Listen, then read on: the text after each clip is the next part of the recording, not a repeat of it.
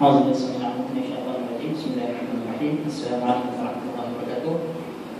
Sama-sama kita mulakan majlis kita pada malam ini membaca kitab Al-Fatihah.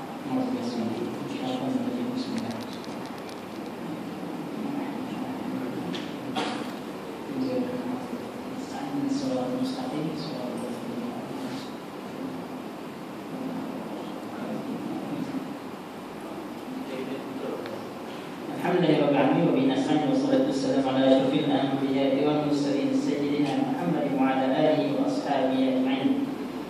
Alhamdulillah, namanya sama-sama kita banyakkan syukur kepada Allah Subhanahu wa taala kerana masih lagi memberikan nikmat iman Islam, masih lagi memberikan nafas kepada kita, masih lagi memberikan kesihatan kepada kita, masih lagi memberikan masa lapang kepada kita, masih lagi memberikan nikmat-nikmat yang tidak dapat kita kira. Sebagaimana yang Allah Subhanahu sebut dalam surah Al-Ra'd, wa in ta'uddu ni'matallahi la tuhsuha. Kalau kita nak mengira nikmat yang Allah Taala beri kepada kita ni, saya kita tidak akan dapat mengiranya. Sebagai perkongsian kita bersama, kebetulan saya teringat malam ini ada doa selamat untuk Hajiah Wan Aisyah binti Haji Wan Antara yang nak pergi ke Mekah kan, umrah kan. Saya teringat dapat satu idea kan. Satu doa yang sangat besar yang Rasulullah SAW bagi hint kepada kita, satu doa yang sangat besar, maksudnya pengertiannya di dalam hidup kita ialah doa yang selalu kita baca sebelum kita tutup doa, Rabbana atina fid dunya hasanah wa fil akhirati hasanah wa qina adzabannar. Saya tengok cerita orang Nabi Mekah ni. Rasulullah SAW ketika tawaf kan, kita tawaf ni kita start dekat mana? Dia ada 4 bucu kan, 4 bucu Kaabah tu. Kita akan start dekat rukun Hajar Aswad. Rukun ni maksudnya bucu lah, bucu. Dalam bahasa Arab ni kalau main bola, kalau berkata sepak corner tu kan, dia panggil rukniyah kan. Rukun tu maksudnya bucu lah, bucu, sudut. Okey.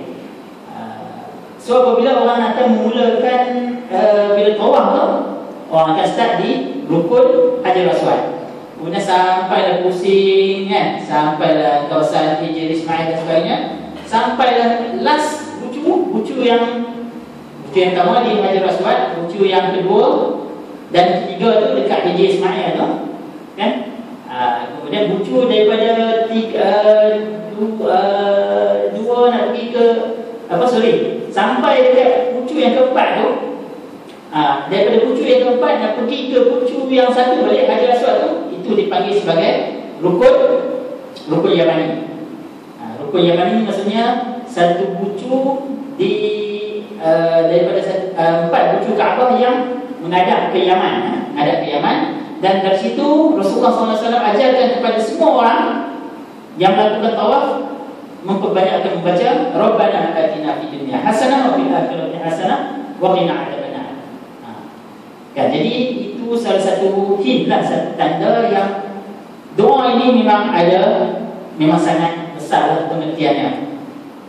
Apabila kita berdoa ya, sampai daripada bucu daripada rukun Yamani itu nak pergi ke rukun Hajar Aswad tu balik kan. Sampai rukun Hajar Aswad kita teruskanlah kan.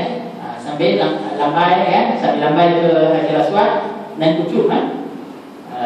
Maksudnya berbanyakkan baca Rabbana atina fid dunya hasanah wa fil akhirati hasanah wa qina adzabannar. Kebetulan ada orang Nabi umrah ni saya teringatlah. Maksudnya ini sebagai pengertian kita bersama tentang besarnya pengertian doa ini. Rabbana, wahai Tuhan kami, Tuhan yang menjadikan dan yang memelihara kami, atina fid dunya hasanah, berikanlah kepada kami, datangkanlah kepada kami fil akhirati hasanah, fil dunya hasanah, kebaikan di dunia, wa fil akhirati hasanah, dan berikan juga kepada kami kebaikan di akhirat, wa qina adzabannar, dan jauhkanlah kami daripada azab api neraka ya. Jadi maksudnya kalau boleh kita memperbanyakkan doa ni. Maksudnya doa yang besar, kalau tidak asalkan dalam tawaf itu sendiri Rasulullah mengajar kepada kita supaya memperbanyakkan baca Rabbana atina fid dunya hasanah fil akhirati hasanah wa qina adzabannar. Itulah conclusionnya. Kita hidup di muka bumi ini bukan sekadar untuk dapat kebaikan di dunia saja, tapi juga dapat kebaikan di akhirat. Dan dalam masa yang sama minta Allah Ta'ala jauhkan daripada kita azab api neraka. Okey, malam ni itu baru mukadimah, panjang mukadimah Pak Cuai. Okey, baik. Sebelum kita masuk kepada tajuk diskusi perkongsian kita pada malam ini, insya-Allah kita dalam rangka untuk berkongsi peduli ummah tentang Muslim di Myanmar, khususnya Rohingya dan tajuk di luar sana dipaparkan Rohingya. Sebenarnya kalau di Myanmar ni bukan hanya etnik Rohingya sahaja yang Muslim, tetapi juga ada etnik-etnik yang lain di Myanmar ini yang juga Muslim. Cuma mostly lebih kurang dalam 3 juta kot daripada Muslim Rohingya, daripada orang Rohingya ni. Etnik Rohingya ni adalah majoriti lah etnik di antara lebih daripada 70 etnik di Myanmar yang Muslim. Sebelum pada itu, saya nak tunjukkan satu video sebagai mukadimah. Satu video.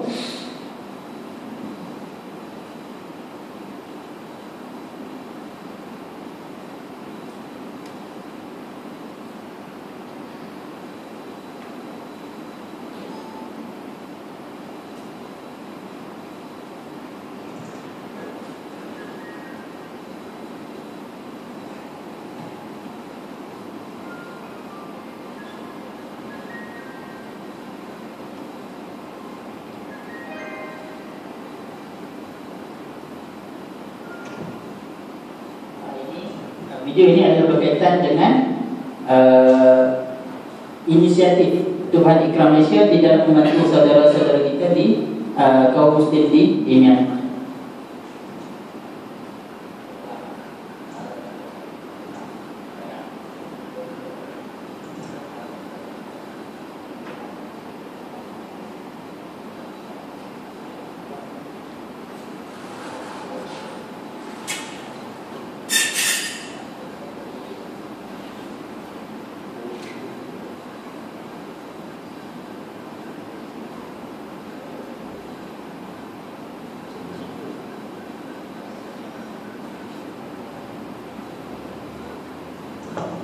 Tengok gambar je lah.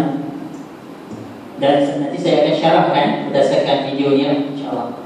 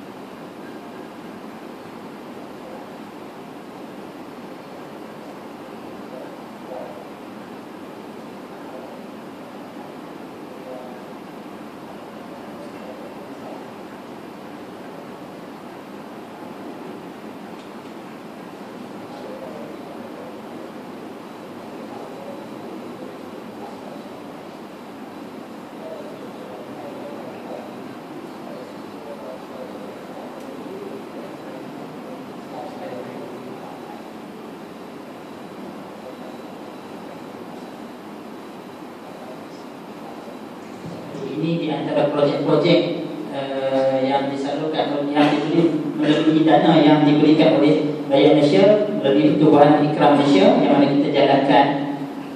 Kita buat semula rumah mereka, menempatkan balik rumah-rumah mereka yang dibakar dan sebagainya. Kita buat balik dan kita buat secara berkelompok lah, secara berkelompok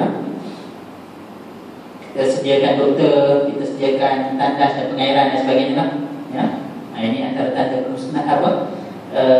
musnahan yang yang dialami akibat tragedi dan juga penindasan oleh junta tentera Myanmar. Okey. Mohon maaf kerana suara tak dengar, tapi nanti saya akan syarahkan nanti insya-Allah satu persatu insya-Allah. Okey, baik. Pertamanya Menglaba. Ini Menglaba ni maksudnya dalam bahasa Myanmar maksudnya salam sejahtera. Macam Assalamualaikum lah Menglaba. Okey. Okey, di bawah sebagai saya adalah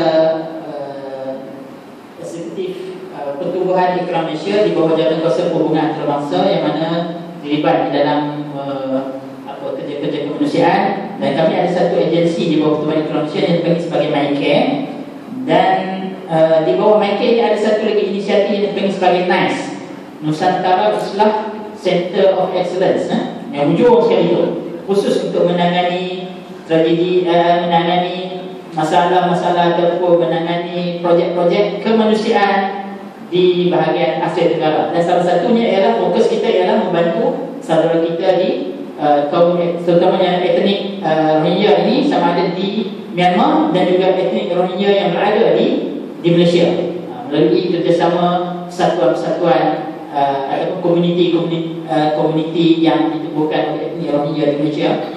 Ada banyak persatuan, antaranya ialah RSM, Rohingya Society of Malaysia, antaranya MUR, dipanggil Majlis Ulama Rohingya, yang base dekat Malaysia, base kat Malaysia tujuan perkongsian kita pada malam ini ialah yang pertama, mengambil peran isu-isu kemanusiaan sejagat.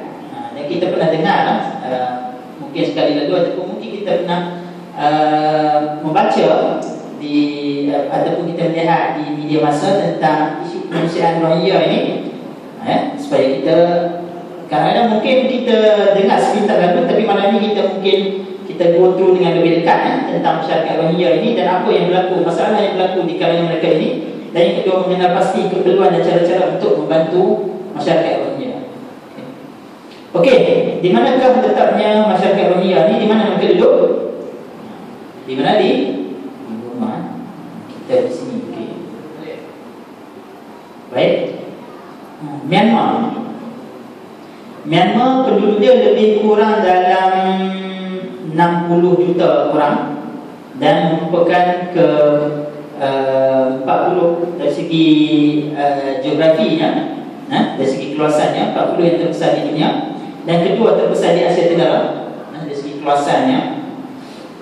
20 dan ke-24 rakyat teramai lebih kurang 60.28 juta. Ini tahun 2013 dan Myanmar mempunyai 14 negeri ataupun region. Okey, Muslim di Myanmar. Siapakah etnik manakah yang beragama Islam di Myanmar? Yang pertama sekali Pershu yang terletak di bahagian selatan. Yang kedua Barman di Yangon ataupun Rangoon, ibu kota negara Myanmar. Pantai di Mandalay di bahagian utara.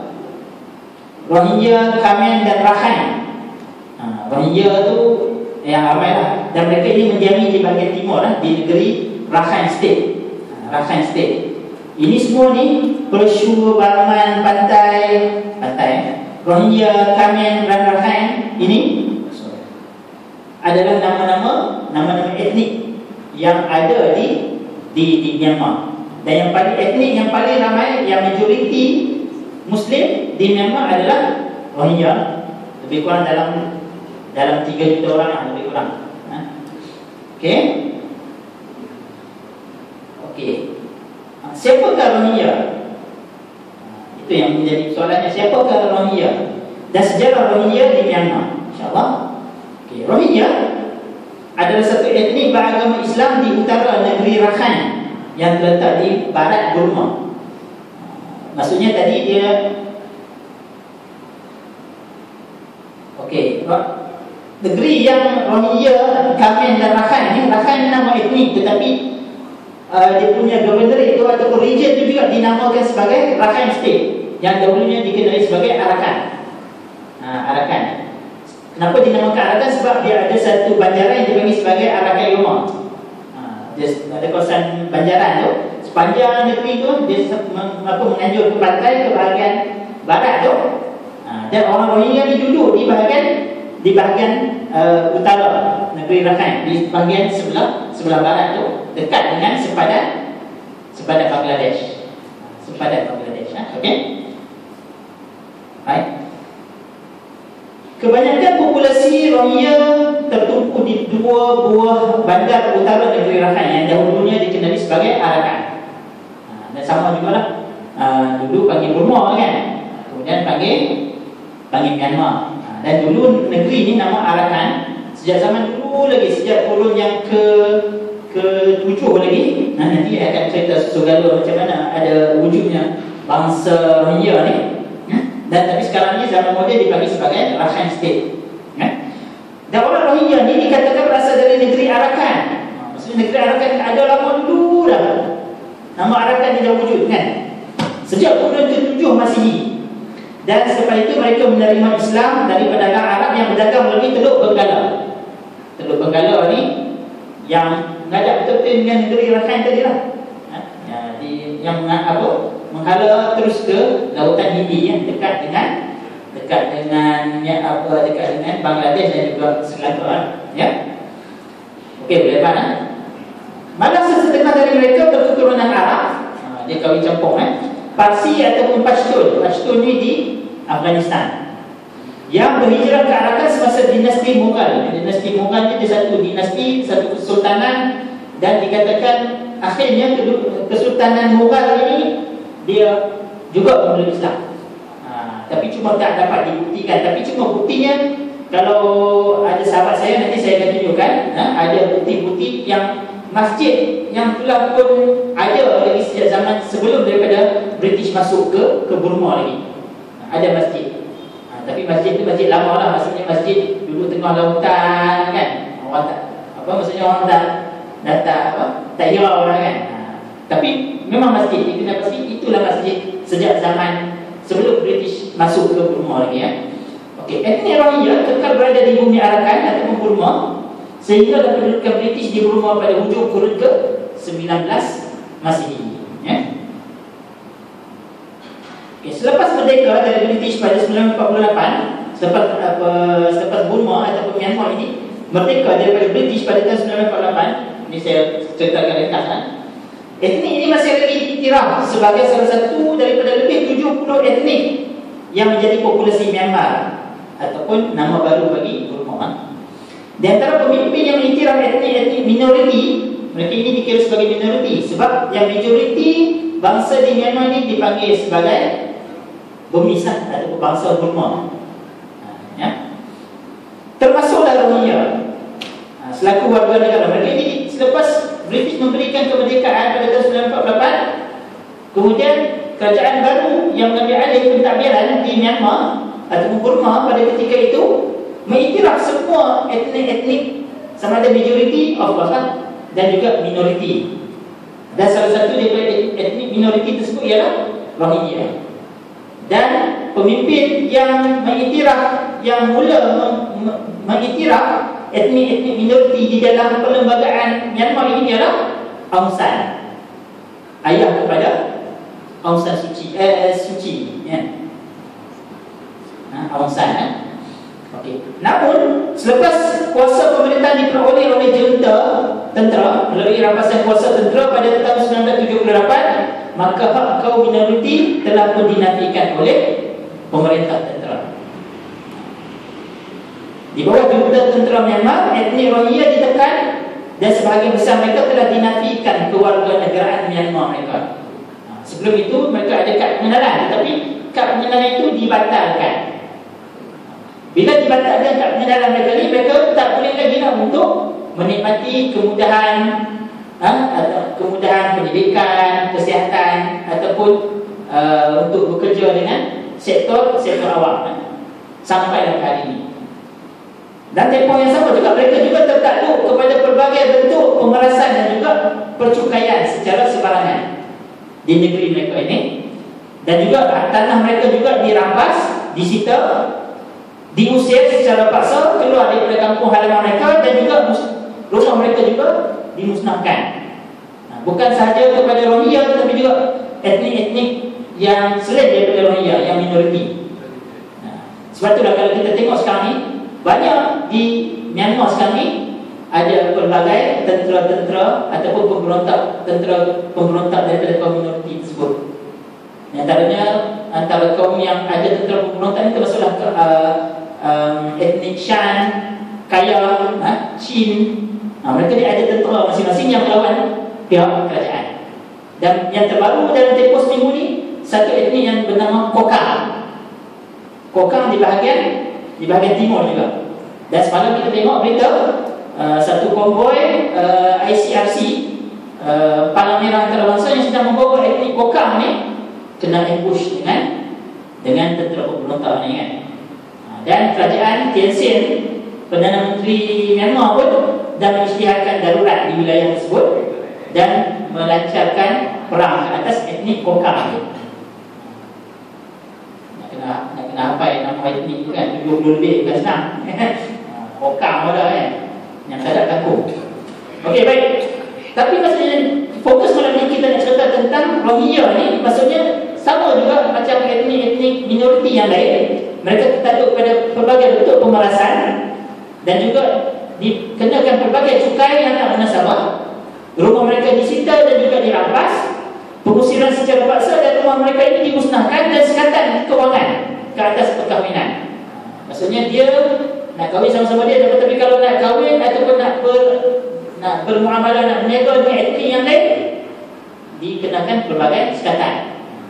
Lebih kurang macam Kafir Abu juga lah buatkan Nabi Muhammad kan. Macam tu lah lebih kurang kan. Sebab kerana mereka ini minoritinya.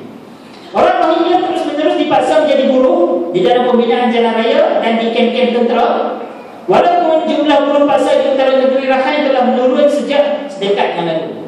Ini juga telah menyebabkan mereka ini mula immigrate ke negara-negara yang lain. Okey, pelabaian Rohingya sejak 1978. 1978, junta tentera Myanmar mengambil alih pemerintahan awam dan kaum minoriti ini dibuli, ditindas, maka mereka pun terpaksa melarikan diri. Dan pada tahun 1978, 200,000 etnik Rohingya ni melarikan diri ke Bangladesh. Dan ada yang selamat sampai dan ada yang tak selamat. Sebab pasal apa? Bangladesh pun tak terima dia. Sebenarnya kaum Rohingya ini dia mirip kepada kaum Bengali, sebab arakannya dia memang bersempadan dengan Bangladesh, dan memang asalnya mereka ini ada satu negeri. Dan kita tahu Bangladesh pun dapat kemerdekaan daripada British selepas berpecah daripada Pakistan, betul?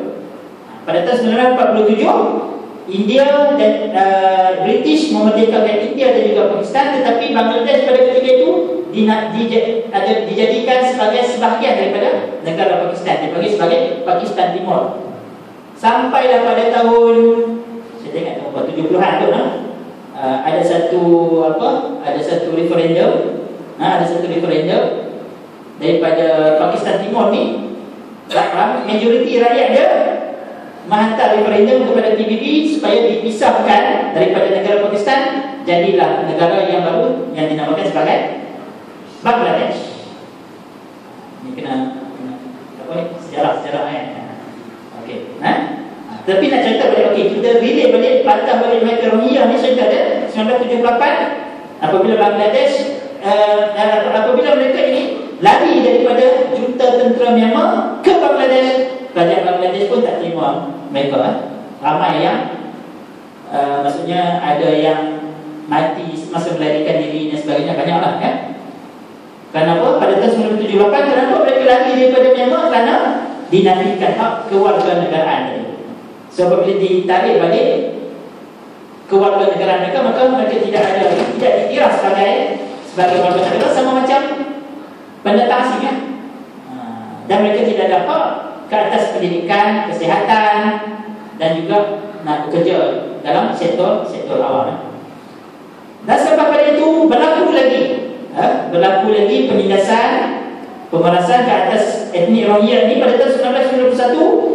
250,000 ataupun 250,000 orang lagi melarikan diri ke Bangladesh. Dan pada tahun 1992 lagi 250,000 melarikan diri, etnik Rohingya ini melarikan diri dari Myanmar menuju ke Bangladesh, Pakistan, Arab Saudi, UAE, Thailand, Malaysia dan Indonesia.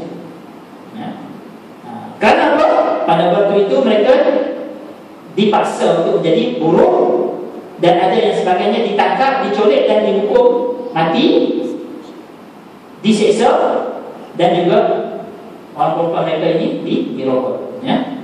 Macam genosid lah, penghapusan etnik, ya? Dan terbaru serangan pada tahun 2012 yang nanti kita akan kongsikan, insyaAllah. Ini pelarian dan pencari suaka di Malaysia. Myanmar yang paling ramai. Ini saya tak update. Ini April 2013 ikut UNHCR punya catatan. Orang Myanmar yang paling ramai yang mencari suaka. Bukan orang Bangladesh. Orang Bangladesh ni dia masuk melalui PLS kan, permit kerja lah kan. Dia masuk bukan mencari suaka, bukan memohon perlindungan, bukan sebagai pelarian. Tapi kita kata warga negara yang paling ramai ada di Malaysia ni. Untuk yang datang ke Malaysia sebagai pelarian ialah Myanmar. Yang nombor 2 Sri Lanka, yang 3 Somalia, yang keempat Iraq, yang kelima Afghanistan dan lain-lain. Jadi ini baru bulan April tahun 2013 ada 103,000. Kalau tahun 2015 tak tahu lah berapa kan. Okey, ini pelarian dan pencari suaka di Malaysia daripada kalangan etnik di Myanmar. Daripada etnik Chin 32,000. Ini juga sehingga April 2013. Dan Rohingya adalah yang kedua. Rohingya ni maksudnya 100% ialah Muslim. Dan yang ketiga ni saya tuliskan Muslim Myanmar. Sebab orang Muslim Myanmar tadi ada pelbagai etnik lagi lah yang Muslim. Tapi mereka ini campur-campur lah kan. Yang the most majority Muslim di Myanmar ni ialah ke etnik Rohingya lah. Okey. Baik. Okey, serangan ke atas Myanmar. Okey, di manakah serangan pada tahun 2012? Dia ada 5 serangan yang utama bermula sejak bulan Jun 2015. Yang pertama sekali di Rakhine State sendiri ada 5 serangan. Yang kedua, serangan di bahagian selatan, di bahagian tengah Rakhine State. Yang ketiga, serangan ketiga di Miktila. Miktila ni di bahagian di wilayah Mandalay. Mandalay ni di bahagian tengah tengah. Bandar yang kedua terbesar di Myanmar selepas Yangon, Mandalay. Okey. Yang keempat di Pokai. Satu kawasan di Yangon. Dan yang kelima di Lashio, Shan. Dan di Lashio ni bukan kepada masyarakat Rohingya, maksudnya semua masyarakat. Sebab orang Rohingya ni hanya minoriti sahaja ni. Sebab dia orang ramai ni di Rakhine State, yang tempat serangan yang pertama dan kedua tu. Tetapi di Lashio ni mostly ialah di kalangan orang Burma, orang Burma yang Muslim. Juga turut menerima tempias serangan daripada terutama di kalangan Buddha lah, termasuklah sami-sami mereka. Nanti kita akan tunjukkan macam mana sami Buddha di Myanmar ni mengganaskan. Sambil pakai dia punya uniform tu, sambil tu dia bakar kedai orang Islam. Okey. Ini statistik secara ringkas pada 12 hari bulan 6 tahun 2012 di Sitwi. Sitwi nama ibu negeri Rakhine tadi ataupun Akyab. Dia ada dua nama, Sitwi ataupun Akyab, ibu negara Rakhine, ibu negeri Rakhine. Boleh faham ni? Okey. ya baca balik. Okey, baik. Okey, jarak dari Yangon lebih kurang 900 km dan populasinya di Sitwi ataupun Akyang ni 100,000 sehingga 250,000. Etnik yang terlibat di dalam pembantaian ataupun di dalam genosid ini ialah terdiri daripada etnik Rakhine dan juga Rohingya. Punca kejadian ialah satu wanita Buddha dan 10 Muslim dibunuh. Kesnya bermula sejak dikatakan bahawa seorang wanita Buddha telah pun diculik dan dirogol oleh etnik Rohingya. So berita ini tersebar di kalangan penduduk, di kalangan etnik, di kalangan etnik yang beragama Buddha ni. So mereka lancarkan serangan besar-besaran ke atas perkampungan etnik Rohingya tadi. Dan kesannya ialah 120,000 orang menjadi pelarian di dalam Myanmar. Kematian dan juga rumah dan masjid dimusnahkan. Nanti kita akan tunjuk video insya-Allah. Yang kedua, di Kyaw Piu, susah terlihat tidak mana. Kyaw Piu di Rakhine, juga di dalam Rakhine State, lebih kurang 650 km dari Yangon. Kaum Rakhine, antara etnik yang terlibat ialah Rakhine, Khmer dan juga Rohingya. Yang semua ini adalah etnik-etnik yang Muslim lah, etnik Muslim. Khabar angin mengatakan bahawa 3 orang Rakhine dibunuh, lalu penganut Buddha pun bunuh balas dan serang perkampungan 3 etnik Muslim ni, dan mengakibatkan 20,000 orang IDP menjadi pelarian. IDP maksudnya internally displaced people. Contoh macam mana? Dari segi istilah kemanusiaan, dia ada 2 bentuk pelarian. Satu, pelarian yang keluar daripada negeri dia pergi ke negeri lain, itu dipanggil sebagai refugees. Itu kita faham. Contoh kata orang Myanmar ni melarikan diri ke Bangladesh. So bila dia masuk Bangladesh, dipanggil sebagai refugees. Pelarian di luar daripada negara dia. So kalau dia menjadi pelarian di dalam negara dia sendiri, dipanggil sebagai internally displaced people. Juga pelarian. Dia pelarian juga, tapi pelarian dalam negara dia. Kita panggil pelarian dalam negara lah. Itu maksudnya. Okey, boleh faham? Itu istilah yang biasa kita guna dalam kemanusiaan. Okey, mengakibatkan kematian, rumah dan juga masjid dimusnahkan, sama juga. Dan in between di antara 2 peristiwa ni ada satu lagi cerita tentang satu grup jemaah tabligh yang on the way daripada utara nak balik ke Yangon. Bas yang mereka naiki ni telah di-ambush oleh yang geng-geng pelampau Buddha ni. So mereka bakar bas tu, dan kemudian sekali dengan bukan jemaah tabligh je, orang yang bukan Muslim pun turut sama matinya. Sebab dia kata dia masa pemberontak ataupun kita kata pelampau Buddhis ni, dia ingatkan dalam satu bas tu semua tu Muslim. Memanglah, tapi majoriti yang naik bas tu Muslim lah, tetapi ada juga yang non-Muslim yang ada dalam bas tu turut sama mati akibat serangan daripada yang pelampau Buddhis tadi. Tapi saya tak masukkan dalam ni. Dan serangan yang ketiga di Miktila, di Mandalay, di bahagian tengah Myanmar tadi. Okey, kaum etnik yang Muslim yang terlibat ialah Burman. Burman ni maksudnya Burmese lah, orang Burma yang Muslim, Chinese Muslim dan juga Indian Muslim. Cerita dia ialah pekedai emas Muslim versus pelanggan Buddha. Pelanggan Buddha ni dia masuk dalam kedai si Muslim ni. Kalau ikut cerita kita punya NGO kita di sana lah, doktor NGO partner kita di sana, dia kata Buddha ni yang pelanggan Buddha ni dia tipu lah kan. Soalan macam tipu, masuk dalam kedai emas ni yang kepunyaan orang Burma Muslim, orang Burma Muslim. Kemudian dia macam tipu. Tapi kemudian bila tuan kedai ni nak tangkap dia keluar ke jalan raya, dia kata orang Muslim, si Muslim ni cuba nak tipu dia. Bila dah ni tu, majoriti kawasan tu pula di Lasio ni, majoriti ni ialah non-Muslim, Buddhis.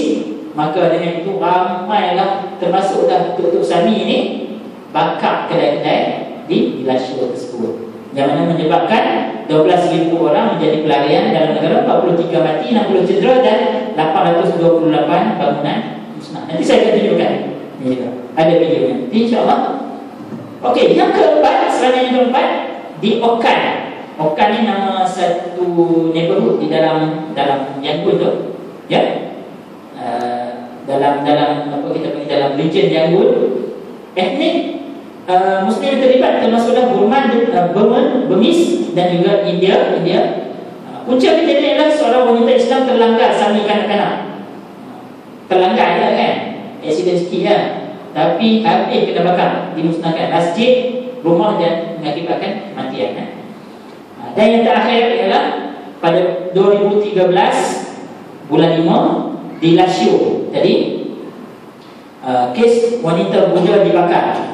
Masyarakat Shan, Chinese, Burmese dan juga India, yang mana kaum Buddhis tadi mereka balas balik, termasuk Datuk Sami dia pun turun juga dan musnahkan masjid, rumah, anak yatim, kedai dan juga sekolah, yang menyebabkan 1,400 orang menjadi pelarian, ya? Dan ini antara serangan-serangan yang turut sama dikatakan disokong oleh tentera Myanmar. Walaupun ada tentera yang hadir ketika kejadian tersebut, tapi mereka itu sekadar tengok aja kan. Pasal apa? Sebab Datuk Sami dia ni join sekali kan. Ya. Okey, baik. Sebelum itu, saya nak tunjuk yang cerita video tadi, ya, video tadi mana Buddhis ni 969 yang mesti gelap nama grup Sami, Tok Sami Buddha ni yang ekstrim ni.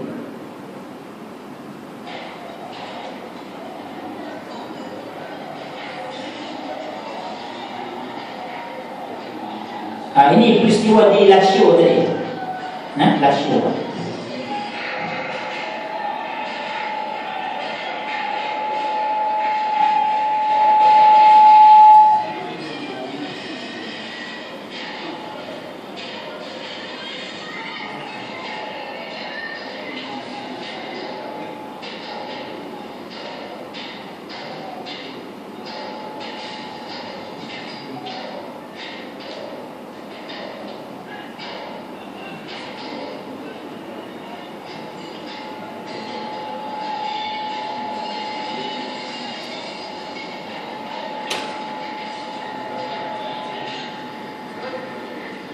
Ada masjid, masjid.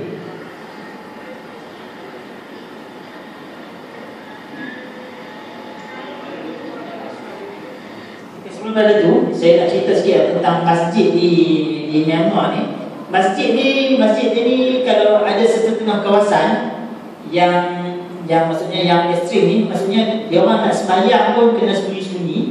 Dan kemudian masjid dia ni, kalau macam sembahyang Jumaat ni, masjid dia ada macam setengah macam dekat di dalam Yangon tu, tak ada masalah. Sebab kawasan tu walaupun berbilang etnik dan juga berbilang agama, tapi macam satu, kalau kita pergi ke Yangon tu, saya tak pernah pergi kan? Ini berdasarkan kita punya ahli misi kita yang pergi ke sana. Dia kata dalam bandar Yangon tu, dalam satu jalan yang besar tu, area jalan tu, lagi depan ni masjid, depan ni gereja, depan ni tokong kan. Maksudnya dalam kawasan Yangon, ibu negara tu tak ada masalah. Tapi cuma keluar saja daripada Yangon, di kawasan-kawasan yang tersorok sikit, masjid dia ni terpaksa masjid dia ni ditubuhkan macam rumah kedai. Dan rumah kedai ni nak menampung jemaah yang ramai. Kadang-kadang kalau sembahyang Jumaat, dia kena buat 2-3 kali Jumaat. Sebab apa? Sebab dia tak boleh melimpah sampai keluar. Kalau melimpah sampai keluar je, tentera boleh ditindakan. So maksudnya kalau sembahyang Jumaat, orang ramai kena bidang. Lagi ulang lagi dan itulah seterusnya. Itu keadaan masjid ataupun ibadat orang Islam di Myanmar. Okey, kita sambung.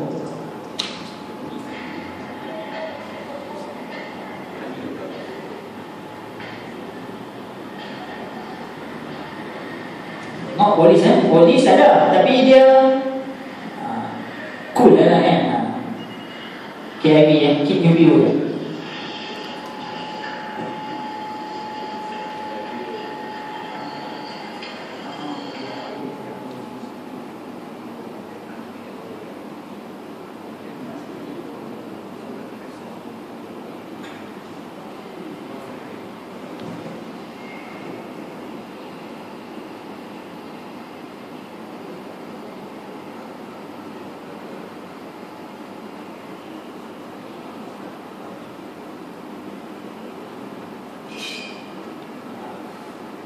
Okey, 969 ni ialah nama grup yang Hmong yang apa? Yang kita panggil apa, yang lampau lah Sami-Sami Buddha yang ekstrim ni. Digelar sebagai 969. Bukan kejangan 969 ni nama grup Sami yang ekstrim di Myanmar. Dan mereka inilah yang turut serta di dalam memusnahkan dan juga membunuh Muslim di Myanmar.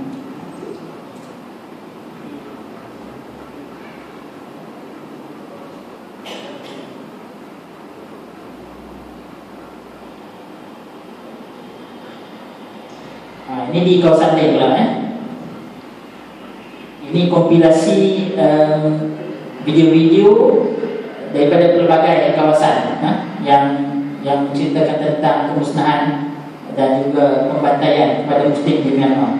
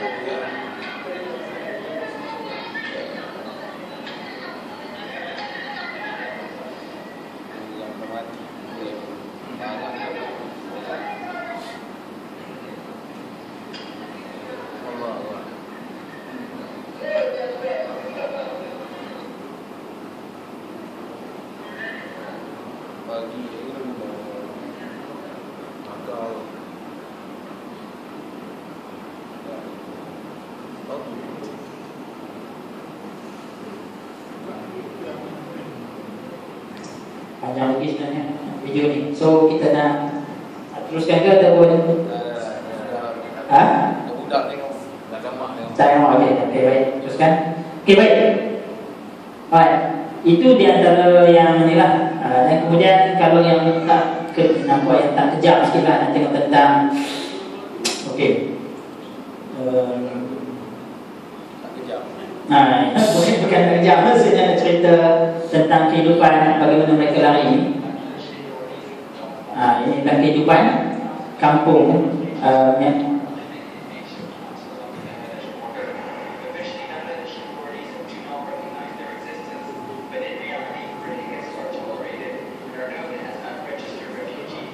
Okey, ini adalah penempatan selepas berlakunya genosid itu, ya, yang mana mereka ini membina penempatan baru sama ada di dalam Bangladesh ataupun di pinggir Bangladesh, yang mana sempat melarikan diri. Dia boleh masuklah satu kawasan yang dipanggil sebagai Cox's Bazar. Cox's Bazar ni dia bersepadan dengan bandar yang utama lah di dalam Bangladesh.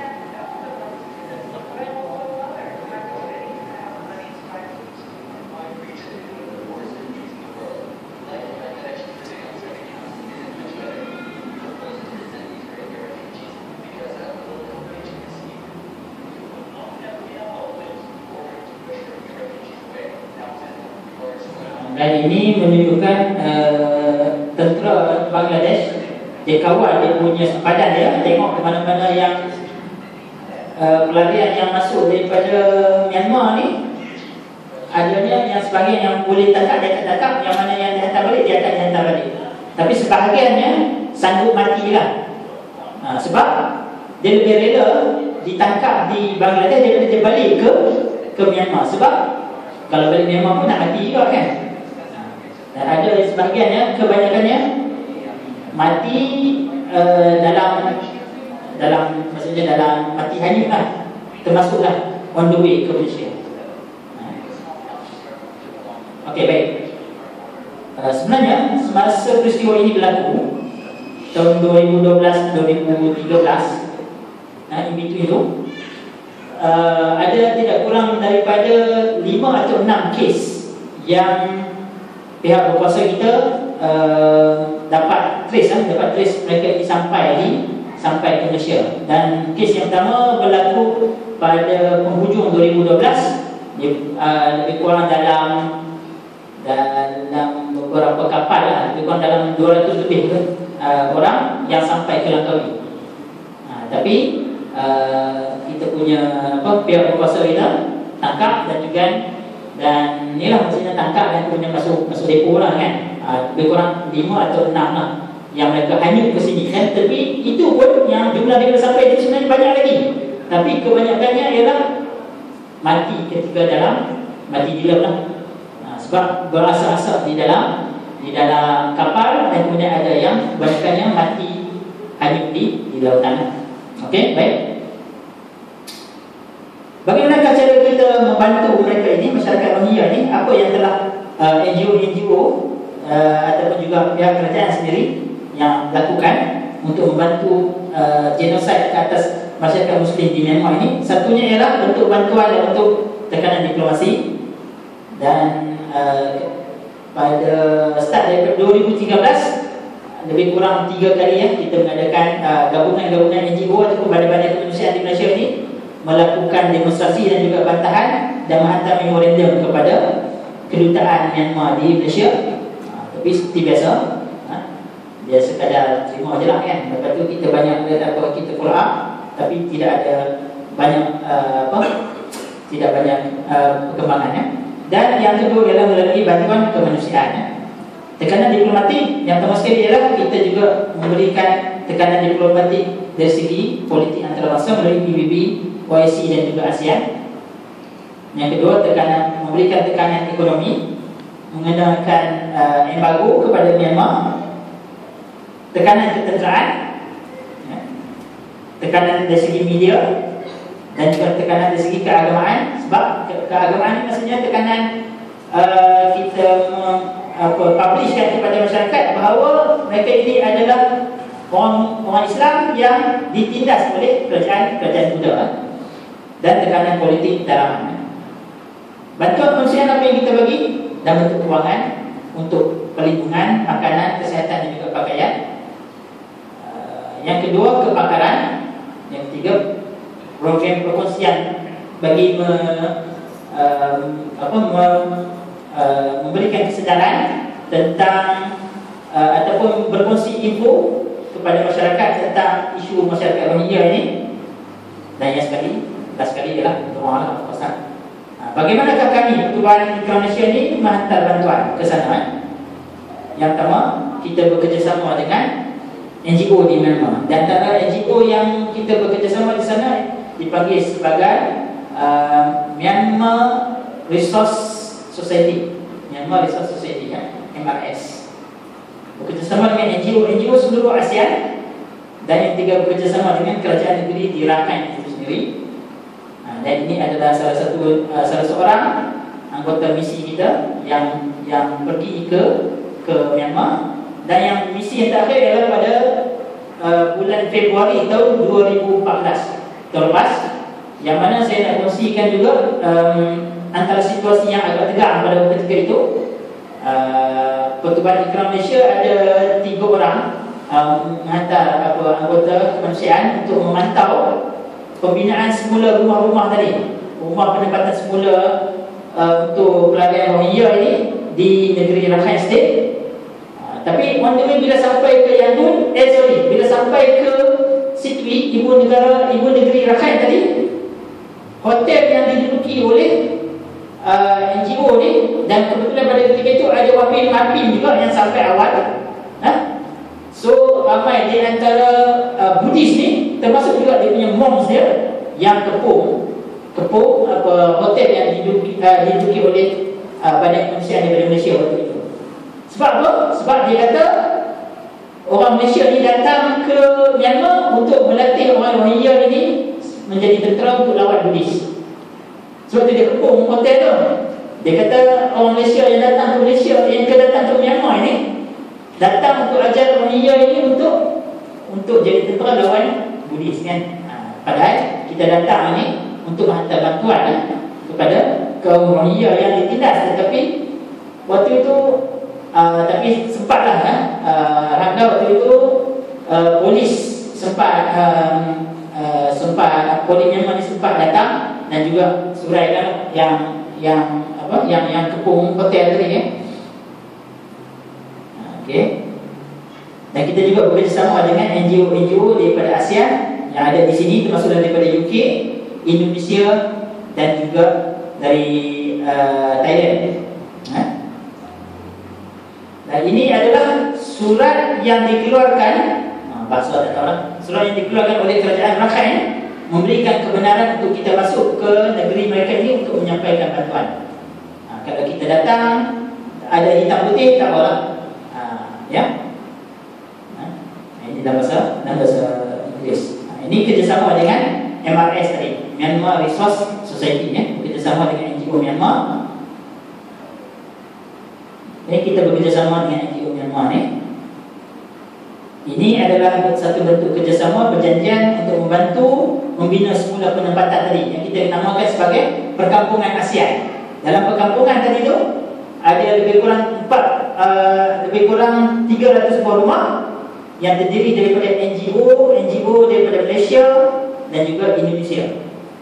Dan antara NGO daripada Malaysia yang turut sama bekerjasama dalam penempatan semula tadi ialah daripada Ikram dan juga MAPI NGO ASEAN. Dan ini adalah bekerjasama juga dengan melalui kerajaan Rakhine itu sendiri lah. Tengok apa yang dipakai. Dipakai apa? Esko dia pakai keplekat kan. Di sana kalau apa pertubuhan ni, maksudnya kalau orang perempuan ni, kalau misi-misi kemanusiaan ni untuk orang perempuan ni susah sikit. Sebab orang perempuan ni dia kena pakai tudung kan. Kalau pakai tudung, kalau jalan di depan public je memang kena. Tapi orang lelaki ni mudah sikit lah kan. Pakai kain plekat, dia nampak macam orang Myanmar kan. Muka kita pun nak lebih kurang macam Cina sikit-sikit kan. Abang lah saya daripada Cina kan. Okay, settle ya. Ini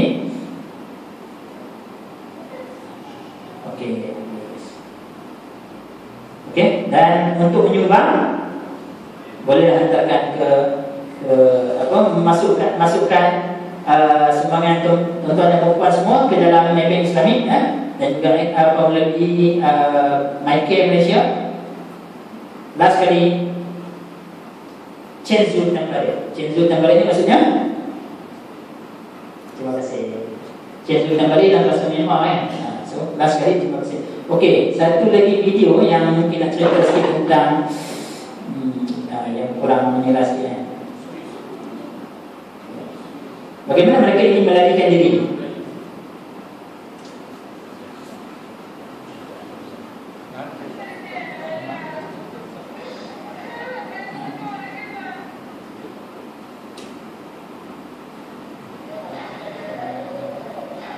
Ini menceritakan bagaimana mereka ini melarikan diri daripada Myanmar masuk secara haram ke Bangladesh.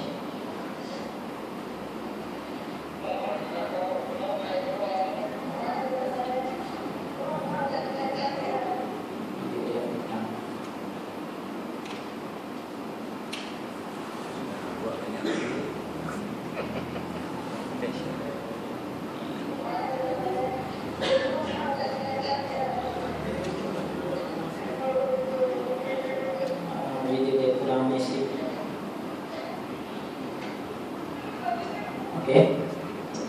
Mohon maaf banyak gangguan ada gangguan visual. Okey, baik. Maksudnya yang itu saja yang dapat saya kongsikan. Itu lebih kuranglah maksudnya tentang bagaimana Rohingya ini dan juga etnik-etnik yang lain di Myanmar menjadi mangsa pembantaian oleh junta kerajaan junta di Myanmar. Okey. Ada soalan? Ada soalan?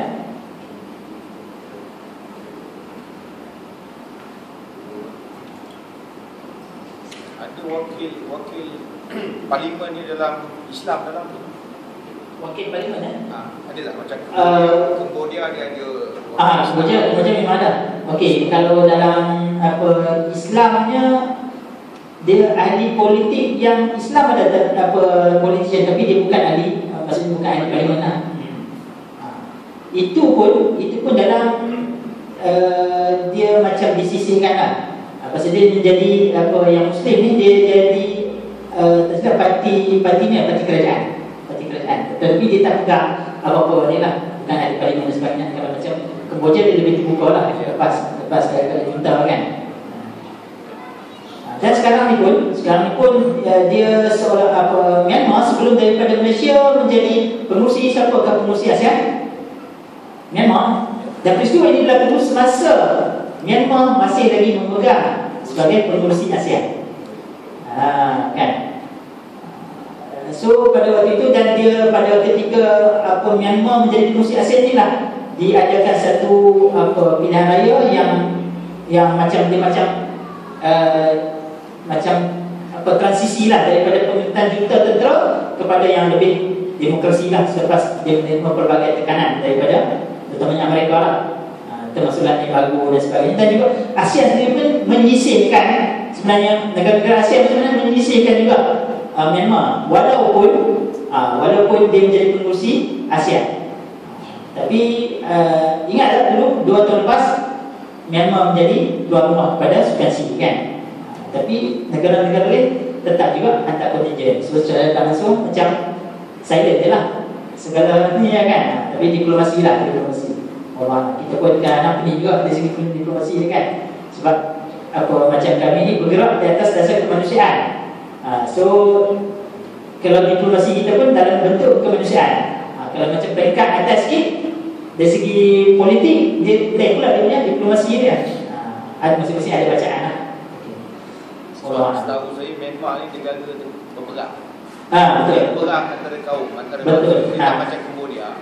Walaupun di Cambodia Muslim dia minoriti, tapi negara dia tak berperang. Dia punya Perdana Menteri di Cambodia pun dia menyokong kat Islam. Sebab di Myanmar ni masalahnya di kepimpinan. Itu masalahnya. Pasal Myanmar ni dia punya ketua dia tu memang fikrah tentera. So siapa-siapa saja yang tak setuju dengan tu memang get out. Dia dah macam tu lah kan. Dan dia pula ada lebih daripada 70 etnik kan. Dan masing-masing etnik dia pula macam Rohingya dia tak ada tentera dah. Tapi macam etnik macam saya sebutkan tadi, Mon, Chin, Kayah dan sebagainya kan. Mereka ni ada pemberontak berdasarkan etnik masing-masing. Termasuklah yang terbaru ni, yang Kokang tu. Saya sebab Myanmar ni dia similar macam Syria juga. Dia lebih kurang. Dia sistem kabilah ke? Sistem kabilah. Bila kabilah ni masing-masing ada dia punya kuasa masing-masing lah. Masuk kawasan aku, memang kena refer pada aku lah. Sebab macam tu lah ada authority masing-masing. Yes. Dan kawasan dia pun luas sangat. Dan setengah tempat tu memang kita kata kabilah tu lebih berkuasa daripada kerajaan itu sendiri. Macam tu. Allah Ta'ala. Betul. Yes. Macam ke Iraq lah lebih kurang. Ya. Arab lebih lagi lah. Dia Asobi ada lebih lagi. Jadi macam mana cara Ustaz ke dalam banyak masalah logistik semua? Actually saya tidak sempat ke sana walaupun dijadualkan di sana, tapi saya tak ni. Okey, tapi berdasarkan daripada kami punya pengalaman, ada di misi kami, memang kita bila sampai di sana kena beli tiket 2 hala. Dan kemudian kita nak keluar, kalau untuk berada kita kena report, kita kena bagi tahu kepada immigration tu kalau kita nak keluar daripada Yangon. kena bagi tahu kepada dia, kena lapor diri kepada dia, dan kena ada pas pula untuk keluar daripada Yangon untuk pergi ke ni. Dan biasanya kita beli tiket tu directly lah daripada Yangon turun ke Sitwi tadi. Kan Sitwi tadi. Dan kita kena bagi tahu kata kita ni bukan datang untuk kemanusiaan, dan kita pakai pun jangan bagi nampak macam Muslim lah. Sebab tu kata tadi susah untuk orang perempuan lah kalau nak pergi ke sana untuk menyertai misi kemanusiaan ke Myanmar, sebab orang perempuan dia kena pakai tudung dan sebagainya. Itulah yang dia tuju dulu. Sebab di sana dia very sensitif. Islam dia very sensitif. Even kalau kita pergi di sana pun, kalau kita kata datang nak untuk humanitarian saja, macam tadi lah kena hukum. Dia kata orang Malaysia ni datang, sebab orang Malaysia kan majoriti dia adalah Muslim. Dia anggap macam datang ni nak train Muslim di negara dia untuk lawan polis. Orang Malaysia ni dermawan. Dermawan kan. Jadi maksudnya itulah sekali guna diplomasi dari segi kemanusiaan itu sendiri lah. Yes. Tahniah. Okay, Alhamdulillah. Dan Alhamdulillah, terima kasih juga kepada masyarakat Malaysia yang masih lagi menyumbangkan. Dan buat masa sekarang ni, dan kita selepas berlakunya tragedi ini, kita sempat 2 kali saja misi ke sana. Dan selepas itu 2 kali sahaja doktor saja yang sempat kita buat korban di sana, sembelih di sana. Maksudnya melalui kita punya ni tadi, kita punya wakil kita yang bernama Cikoko, Myanmar Resource Society tadi, dia turun cari lembu dan lain sebagainya. Tapi lepas pada tu kerajaan dapat tahu ada orang buat korban di situ kan. Lepas tu dia stop tu. Kalau dapat tahu saja ada korban, memang kawan tu lah yang akan berkorban. So kita buat program korban kita di sinilah dengan membantu masyarakat Rohingya di sini. Dan tahun lepas yang baru ni kita berikan kepada dua society lah mewakili masyarakat Rohingya di Malaysia. Satu kita bagi kepada RSM, Rohingya Society of Malaysia. Kita buat di Kajang, di Sungai Sekamat, sebab di situ ada sekolah untuk Rohingya, dan memang kita untuk Malaysia salurkan bantuan. Dan kita sediakan juga seorang cikgu untuk ajak anak-anak Rohingya ni bahasa Melayu, kan? Dan satu lagi kita buat di komuniti Rohingya di Johor baru-baru ni. So semua sekali 4 ekor lah yang hasil sumbangan masyarakat Malaysia. Terima kasih banyak.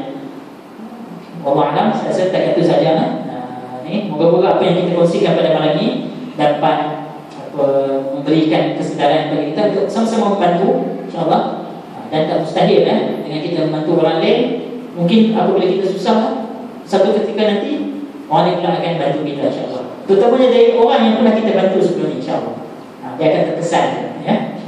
Aku lupa Allah, wassalamualaikum warahmatullahi wabarakatuh. Assalamualaikum muslimin wal muslimat wal mu'minin wal mu'minat, innahu huwal ghafurur rahim. Sama-sama kita tutup membaca kafaratul majlis dan surat Al-As.